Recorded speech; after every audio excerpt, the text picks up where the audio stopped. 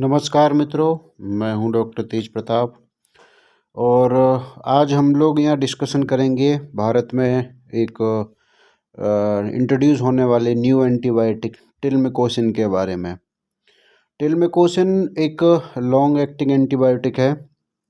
इसका यूज़ अलग अलग क्षेत्रों में, अलग अलग बीमारियों में, अलग अलग डिजीज़ में हम लोग कर सकते हैं। इसका यूज इससे पहले यूके और फॉरेन कंट्रीज़ में बहुत होता था, लेकिन इसका इंडिया में जो है यूज़ नहीं होता था। अब इंडिया में ये आ गया है। तो इसका कैसे यूज़ करना है, एक अच्छा एंटीबायोटिक है और ये बहुत सारी बीमारियों में इफ़ेक्टिव है, जिनके बारे में हम लोग आज यहाँ पर डिस्कशन करेंगे। तो जो टिल्मेकोसिन है, इसका ओरिजिन टाइलोसिन से हुआ है। टाइलोसिन से इसको ओरिजिनेटेड किया गया है। सेमी सिंथेटिक माइक्रोलाइड एंटीबायोटिक है ये। और सेमी सिंथेटिक का मतलब है कि इसको हाफ नेचुरल सोर्स से उसको आधा सिंथेसाइज्ड करके इसको प्रिपेयर किया गया है। सिंगल शॉट इसका सफिशिएंट होता है, एक सिंगल शॉट में ही इसका काफ़ी इफ़ेक्टिव होता है। डबल शॉट बहुत ही क्रिटिकल कंडीशंस होती हैं, उसमें यूज़ करना है आपको, नहीं तो सिंगल शॉट इसका सफिशिएंट होता है। हम लोग देखते थे कि जो आरटीआई से रिलेटेड बहुत सारी बीमारियां होती थी, जैसे एचएस हो गया, हीमोरेजिक सेप्टिसीमिया हो गया, पास्चुरेलोसिस हो गया, इस तरीके की बीमारियों में कोई भी एंटीबायोटिक सेफ्टियापोसोडियम या 4th जनरेशन 5th जनरेशन के जो थे वो ज़्यादा इफेक्टिव नहीं होते थे और पशु की डेथ हो जाती थी। लेकिन अभी ये जो टिल्मेकोसिन है, ये आरटीआई इन्फेक्शन के लिए इसके बहुत बेहतर रिजल्ट आ रहे हैं। मैं देख रहा हूँ कि मैंने इसका यूज़ 1-2 पशुओं में कराया है, किया भी है। तो आरटीआई रिलेटेड इन्फेक्शन में और जो पास्चुरेलोसिस यानी कि जो वैसे ब्रॉड स्पेक्ट्रम एंटीबायोटिक है, पर मोस्टली इसका ग्राम पॉजिटिव बैक्टीरिया पे बहुत अच्छा इफेक्ट देखने को मिल रहा है। मान लीजिए सीवियर रेस्पिरेटरी इन्फेक्शन है, पास्चुरेलोसिस है, हिमोरेजिक सेप्टिसीमिया है, इन सब पे इसका रिजल्ट बहुत बेहतर आपको देखने को मिलेगा।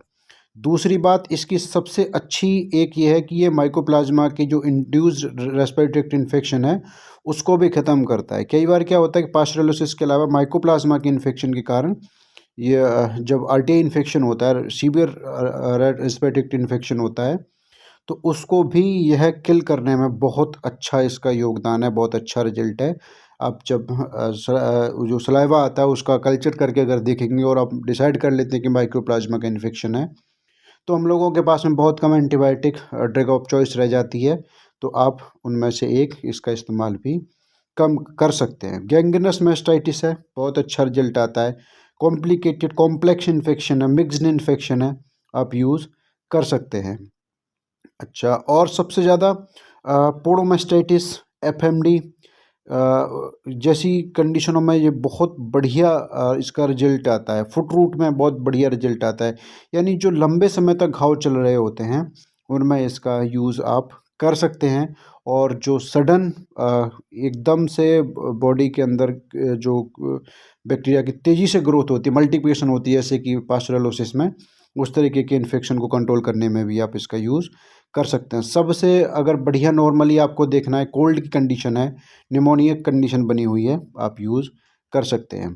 डोज रेट की बात करें हम इसके, अभी मैंने आपको सारी बीमारियां बताई। डोज रेट की बात करें तो डोज इसकी 10 mg पर केजी बॉडी वेट होती है, वो उतना ही लेना है। 10 mg से ऊपर जाएंगे ओवरडोज होगा और ओवरडोज से इसकी पशु में ये डेथ कॉज करेगा। 10 mg मतलब 1 ml इजक्वल टू 300 mg, यानी 1 ml लगेगा 30 किलोग्राम बॉडी वेट के लिए। ठीक है, अगर 300 किलोग्राम की गाय या भैंस है तो आपको उसको मात्र 10 ml ही देना है।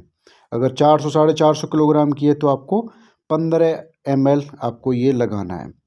अब ये तो थी डोज रेट, आपको इससे ऊपर बिल्कुल नहीं जाना है।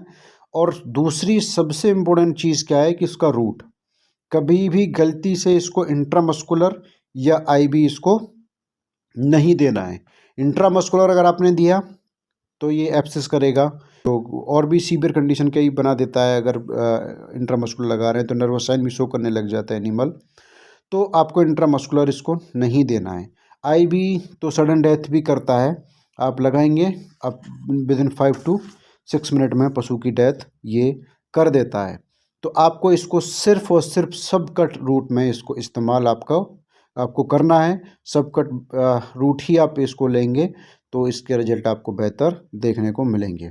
हाई डोज में साइड इफ़ेक्ट बहुत ज़्यादा देखने को मिलते हैं। ड्रॉपिंग सलाइवेशन होता है, पशु सीवरिंग होती है शरीर में, आँखों से जो उसकी टीयरिंग होती है, और बहुत सारे लक्षण आपको देखने को मिलेंगे। मूवमेंट प्रॉपर नहीं होगी, कोलैप्स कर जाएगा। लेकिन जैसे ही अगर आपको आपने इसको IV दिया तो कोलैप्स कर जाएगा पशु और डेथ कॉज करेगा। तो इंट्रामस्कुलर और IV इंट्रावीनसली आपको रूट नहीं देना है। तीसरी चीज़ क्या है कि कितने घंटे बाद इसको करना है। जैसे कि आप देख पा रहे हैं कि सबकुटेनियस जा रहा है। जो मेडिसिन सबकुटेनियस जाती हैं लॉन्ग एक्टिंग ऑटोमेटिकली हो जाती हैं कई बार, क्योंकि उनमें एब्जॉर्प्शन धीरे धीरे बॉडी के अंदर होता है।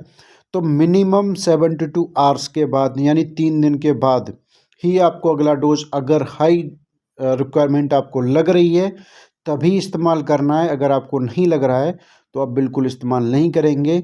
जहाँ भी यूज़ हमने किया है इसकी सिंगल डोज सफिशिएंट होती है।